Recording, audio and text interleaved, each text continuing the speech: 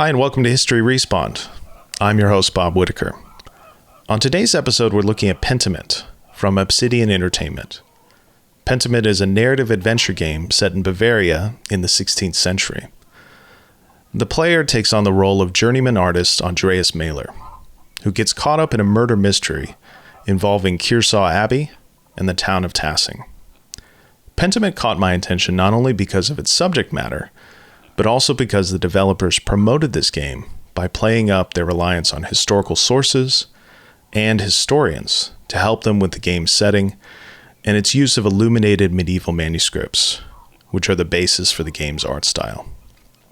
To that end, I've invited onto the show one of those historical advisors, Dr. Winston Black. Professor Black is the Gatto Chair of Christian Studies at St. Francis Xavier University in Nova Scotia.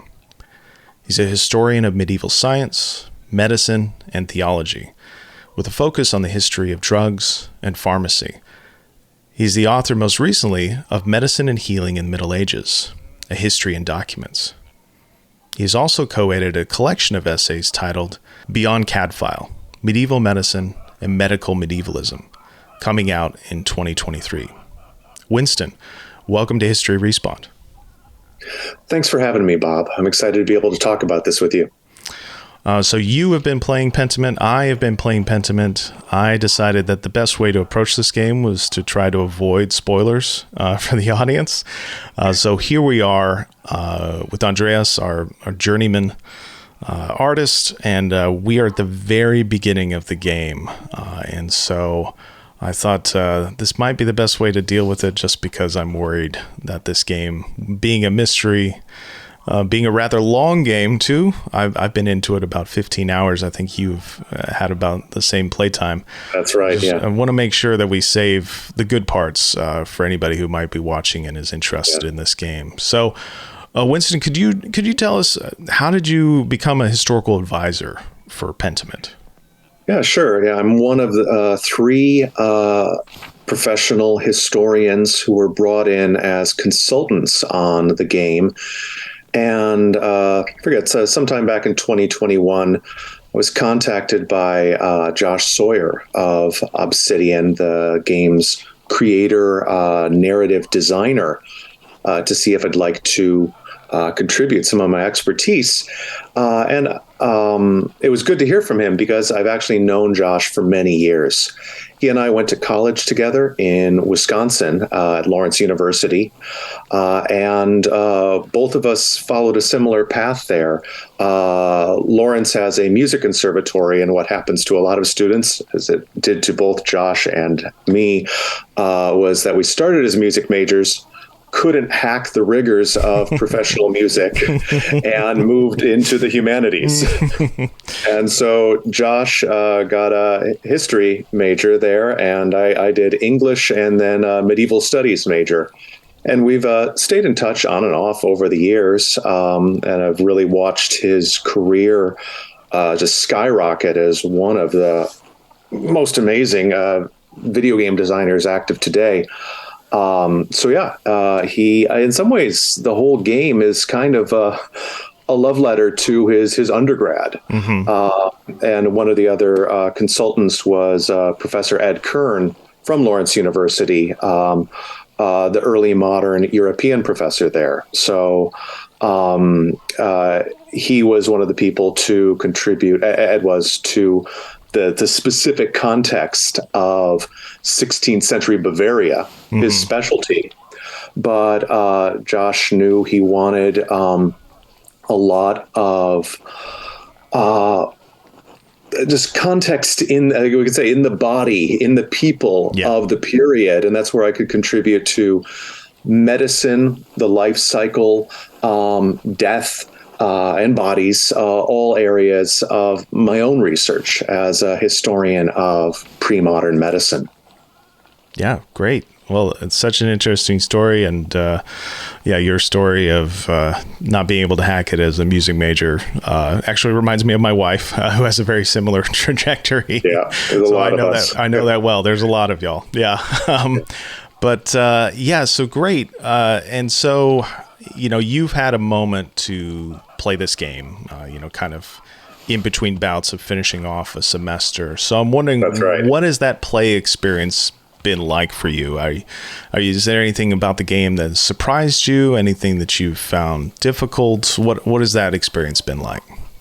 Yeah. Early on, a number of times when I was working with Josh just over Zoom chats about certain points in the game, I got to see a lot of the art early on, a little bit of the movement, but I didn't really know what the game would play like until a couple weeks ago when it was released. Downloaded for Xbox, and yeah, as I said, when I've had a few hours here and there, tried to get used to the game, and I knew it would be narrative, more slowly paced than the first-person shooters I watched my son play. But I think something that I wasn't ready for, which is difficult to deal with, but I think is part of why the game is earning so much praise, is I think in some ways the reality of it, where you don't really know if you're doing good. Yes. If you're actually accomplishing your goals. There's this constant sense of loss almost, even as you are progressing in the game. And I can imagine that some diehard video game players might be dissatisfied with that, where they expect a certain set of goals and achievements. Yes. And apart from petting a certain number of cats and dogs, which I know is a noteworthy achievement. I've got one of my cats here yelling at me right now. There's Rocket Cat. That's actually a very famous 16th century manuscript illumination. Okay, I got distracted by Rocket Cat there. No problem. Everybody does. I'm still in the midst of the game. I think nearly completed, but I want to do it over. I want to find the time to make different choices, and I want to say not make the right choices. I'm trying not to give anything away here, but I've learned that you don't necessarily achieve great goals by being a good person. Yes. Or by what you think is a good person in this context. Yes. And it's delightfully infuriating. So speaking of those choices, we've got one here where the game starts you out with kind of what I would consider kind of small scale role playing mechanics, where you can kind of choose your background based on conversations that you have with the family that's hosting you in this village. And so I think I'm going to pick Italy here, but I think I went with Flanders before, and that turned out not to be as useful. So I'm going to go with Italy. Yeah, that's what I picked too. Yeah. Yeah, I felt, I think there's advantages you can get from each piece of the background, I hope. But yeah, I felt there's, of course, the stereotype of Renaissance Italy just being blessed with so much more learning in this period, which has a certain degree of truth, that I felt, it could help me in the game more than the other regions. Yeah, and it's a nice way, I think, too, of kind of understanding, maybe not the options available to, historically accurate options available to a journeyman like Andreas, but it is something that allows the player to have some kind of control over their character in a way that I think isn't necessarily available all the time in this game. As you were saying, it's kind of, there's kind of moments in this where you feel as though you're not doing as well as you can, you're having things taken out of your control. And like you said, that can be really frustrating for game players, particularly ones who play historical games where they're used to having kind of almost like a godlike control over the play and over the game itself. But, this game, I think, is really useful in kind of, showing a more accurate sense of life, maybe not just in terms of the 16th century, but life in general, which I think can be exciting, can be really fun. Yeah, that's right. I mean, and really immersing the player in this one village, a complicated but still very rural area. And then in some ways, with Andreas having the more urban perspective coming from Nuremberg, he's of course serving as he's our avatar in the game, but serving as a stand-in for us, Yes, outsiders to Tassing. yes. And so, what do you think of the setting here? We're in the 16th century. Could you kind of briefly describe to our listeners what is going on in Bavaria, but then what is going on in Europe at this time? Yeah, sure. Yeah, I think it was a very important choice for Josh and the other designers to make, because obviously it should happen a period where we today can recognize the impact of historical changes. So they chose the early 16th century. Starts in 1517 and then in the later acts moves over a period of several decades, a period of many dramatic changes in European society. It's, of course, right in the wake of the voyages of Columbus and other ocean travelers. And then the German Bavarian context is especially set against the background of the beginning of the Protestant Reformation. It's exactly at the time of Martin Luther and his posting of the, should know the number here, 95 Theses? 95, right? Yep. There we go, yeah. Yes. Yeah, I am a true medievalist. I don't go much past the Black Death. So, if it's after the printing press, it's modern to me. But, and so the characters are distantly aware of the religious upheaval, but it's not yet the Protestant Reformation. It's still just difficult discussions about the nature of belief, the nature of their relationship to religious officials and the church, and to the Bible as well. And so the church with a capital C, I mean, the Catholic Church plays a major role in the game, but also people's personal religion. And so that's especially plays out with the context of the town of Tassing belonging essentially as a almost a community of serfs to the monastery, Kearsarge Abbey. And so we see the productive and difficult tensions between the more servile agricultural peasants, the more free mercantile townsfolk, and then the monks and abbot of the monastery. So you've got multiple classes, multiple vocations and religious and social roles active just in this one small community. One of the things that I've enjoyed so far in this game, just from that dialogue there with Martin and Hetty and Veronica, is the cursing in this game, which I can't speak to how accurate that is, obviously, but I do feel like, again, it gets this point of kind of a more realistic sense of real life that could help the player kind of identify with the characters in the game. Absolutely, yeah. The earthy language. Yeah, exactly. Yeah. So just briefly going back to the kind of the broader historical setting, I do want to ask you perhaps a controversial question. And you'd mentioned that anything after the printing press to you is modern history. I'm a modernist, so anything before the Industrial Revolution is ancient history to me. Sure. But is the 16th century medieval? Or is it early modern? Oh, my goodness. Yeah. Is this interview over?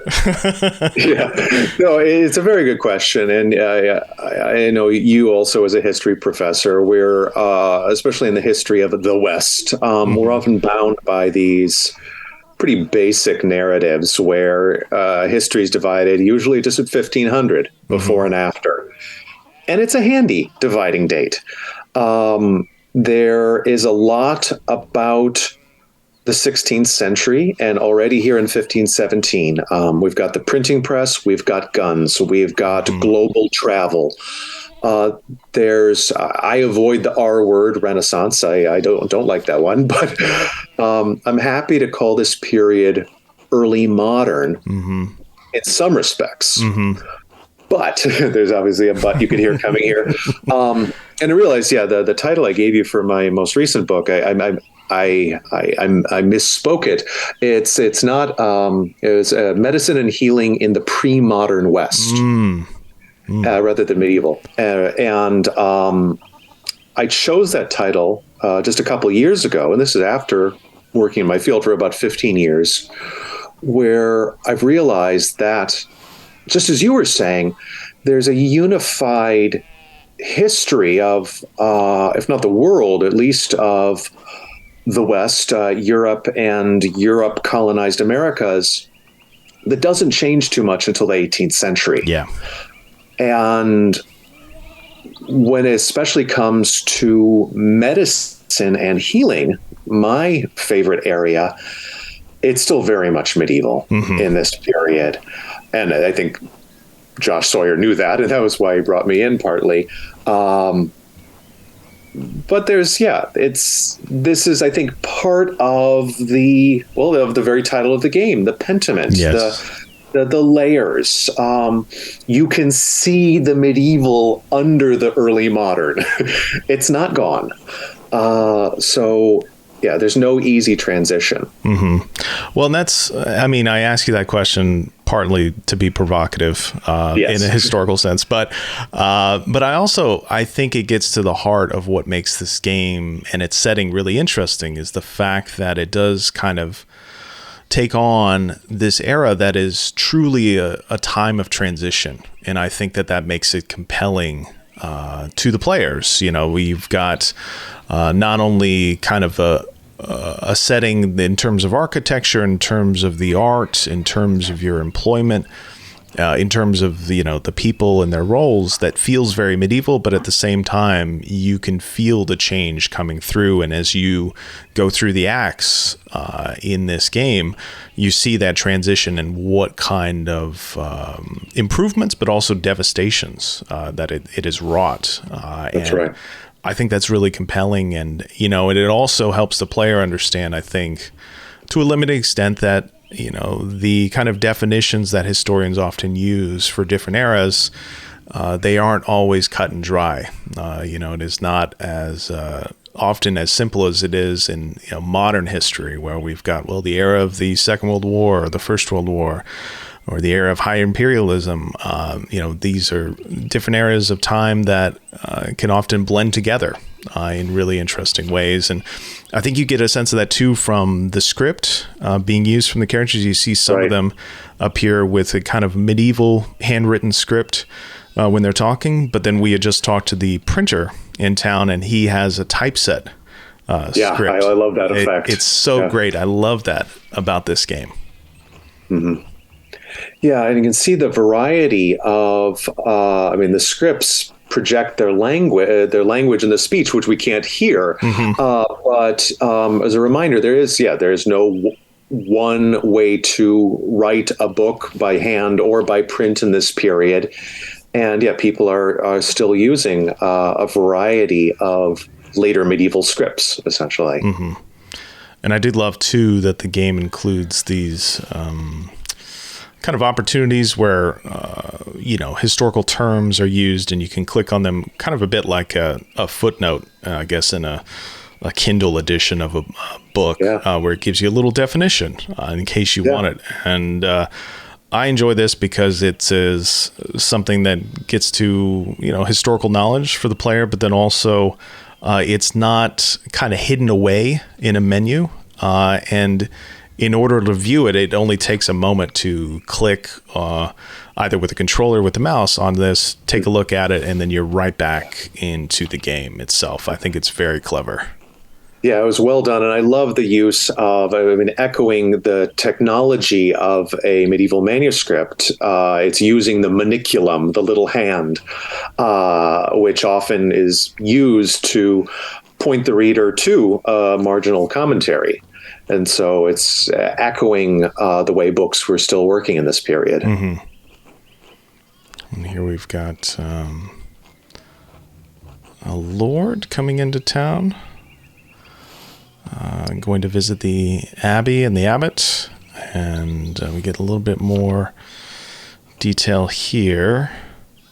Just trying to move things along. I was hoping to get to the abbey. I forgot how long this section there's a lot of exposition. Yeah, I mean, it's important for especially beginning game players to just learn even the really basic mechanics of the game. Yes, not much to it, but still a few things to learn.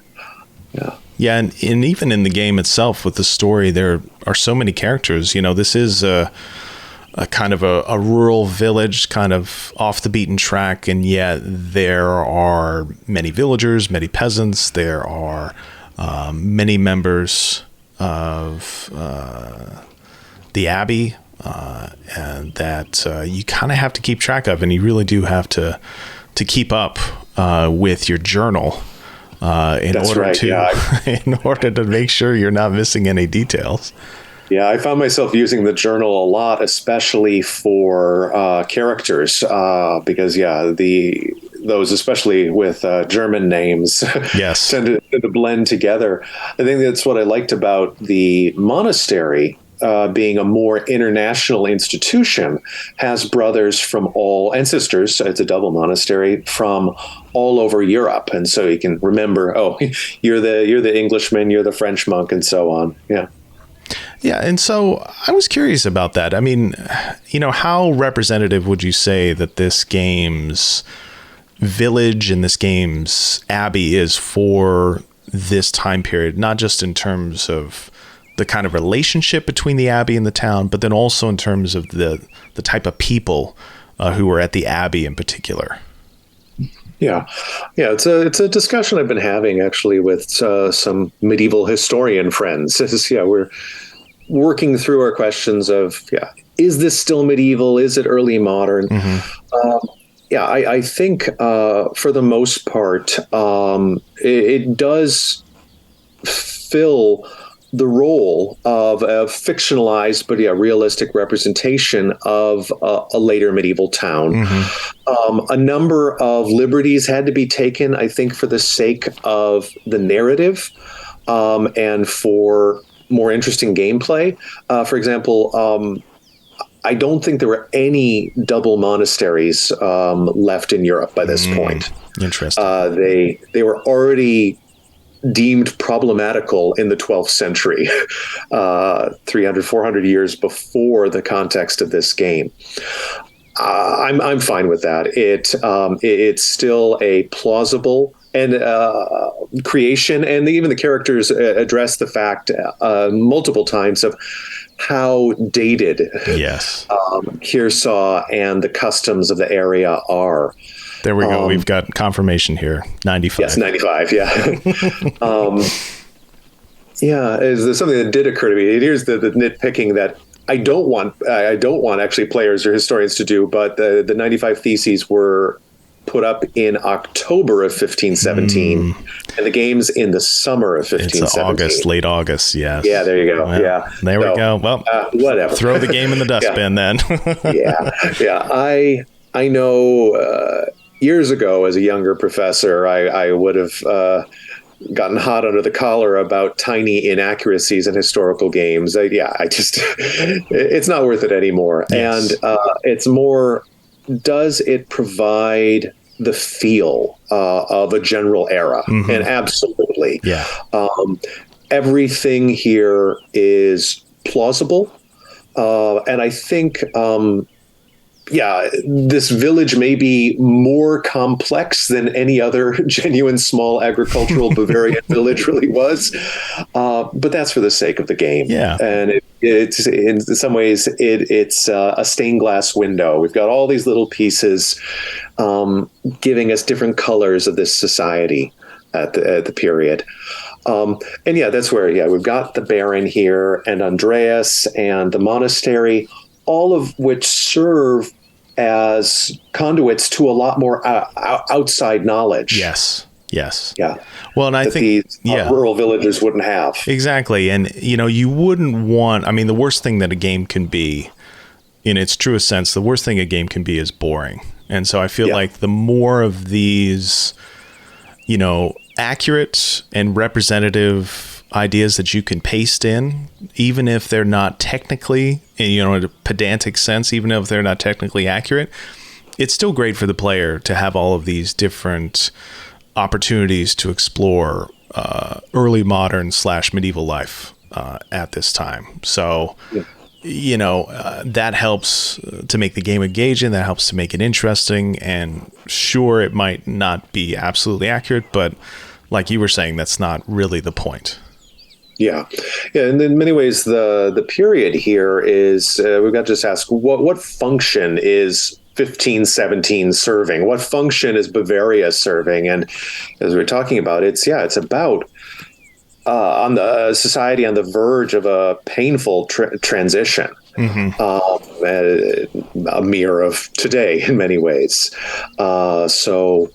We can know that much greater violence is coming within Europe and then for the Americas and so on. But we've got that sort of holding our breaths here in 1517 along with characters. Yeah, exactly. And, it makes me wonder, I teach Western Civ at my college, and I find one of the hardest things to get across to students is, the ways in which historical actors were making decisions, not knowing what was going to happen. And that's right. Yeah. I feel like this game, if you were to use it for a classroom, I think one of the things that would kind of best recommend its use is the fact that these characters don't really know what's going to happen. They don't know what's down the road. And so you've got the Baron here kind of playing up Martin Luther and his ideas and, kind of talking about them as a necessary change or, a necessary criticism of the church. But then, later on in this first act, you've got the perspective of the Abbey, and the Abbey is by and large very much against the possible change brought on by Martin Luther and brought Absolutely. on by kind of,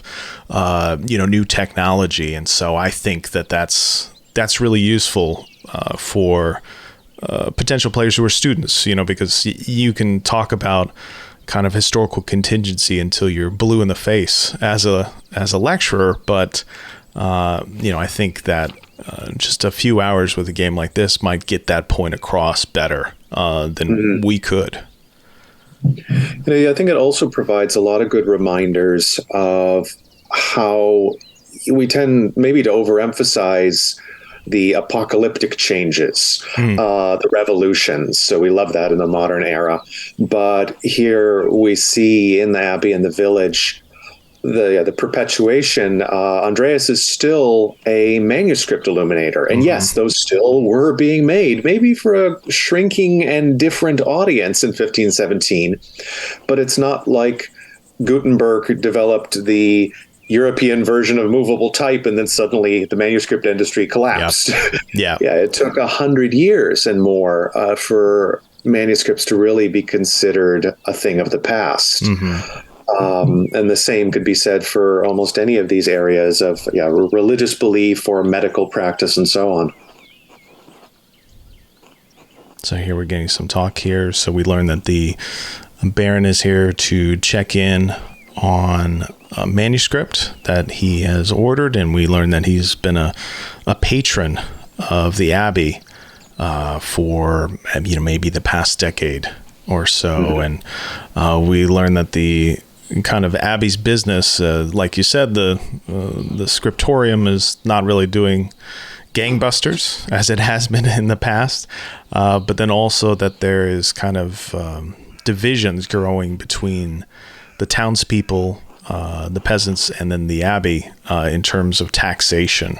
And, I think that's one of the things as a modern historian that I've found the most difficult to understand is the prominence of the local church's role in not only taxation, but then also land ownership and land rights. And I'm wondering, just for myself and maybe for the listeners as well, could you talk a little bit more about that? Because it's a major part of this story. Yeah, and it's really important to understand here. And I think it moves by quickly. And I think the game would slow down too much if you got too much of an explanation, but it's worth understanding here. And I also think this is where the game would be very useful, even for any sort of medieval survey, to introduce them to the role of the types of churches. So just in this one scene we're looking at here, we've got the large church of the monastery itself.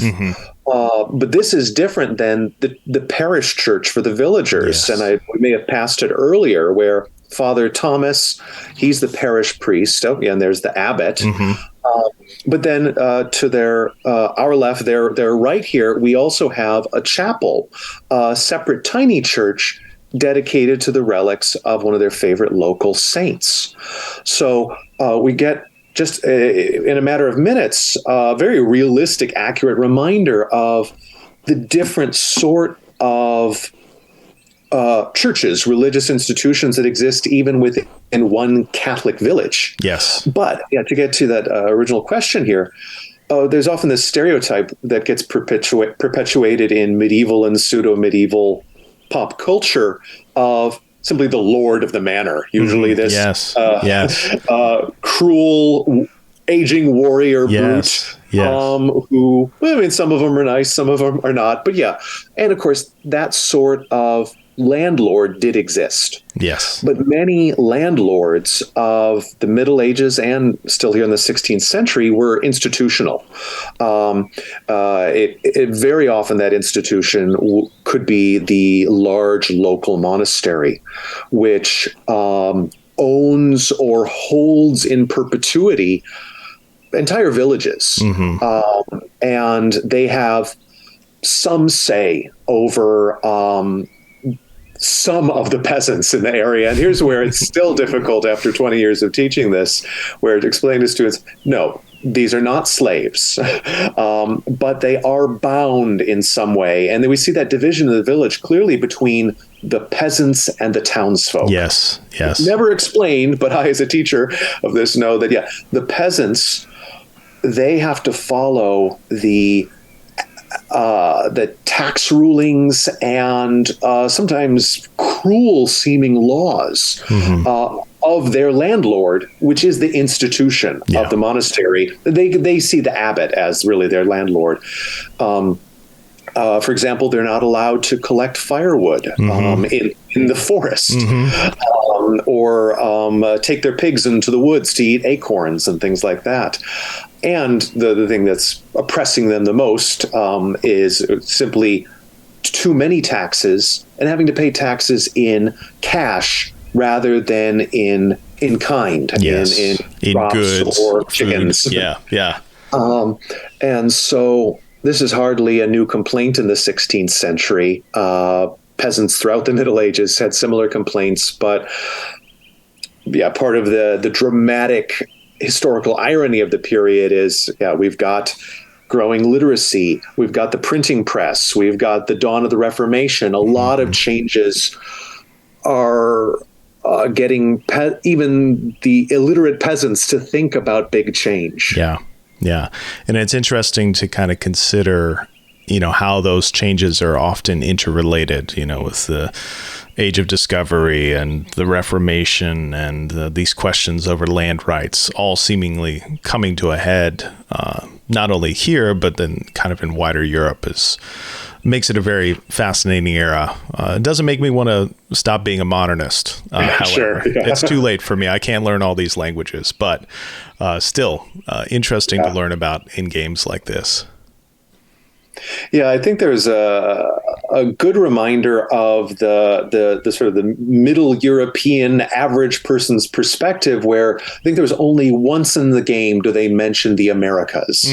Yes, that I in my one go through anyway, and the tendency. I've also done the Western Civ sequence where Columbus and Vasco da Gama and Magellan loom so large in our overarching narrative that we just assume this was the be all and end all of history. That this was common currency. Yeah, exactly. Yeah. And probably by 1517, almost everybody's vaguely aware of this discovery, so-called, but they're much more concerned with what's affecting my beliefs, my taxes, what's happening in Nuremberg or Innsbruck, that's the big world to them. Yes. Yeah, exactly.